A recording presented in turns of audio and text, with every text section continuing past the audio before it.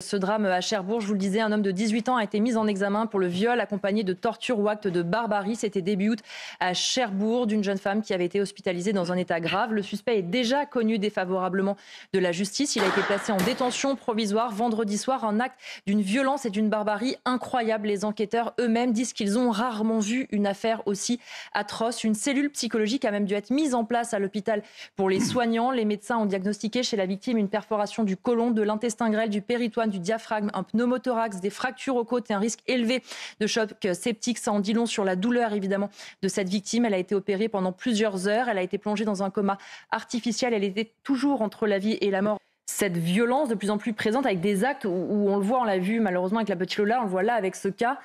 Cette barbarie. De telles atrocités. Donc j'ai une pensée pour à la fois la victime, parce que c'est vrai qu'il y aura un grand parcours de reconstruction à faire, mais aussi pour nos enquêteurs qui, au quotidien, sont face aussi à ce genre de victimes qui doivent essayer de quand même poser des questions qui, des fois, font peut-être pas plaisir, mais pour essayer d'avoir la manifestation de la vérité.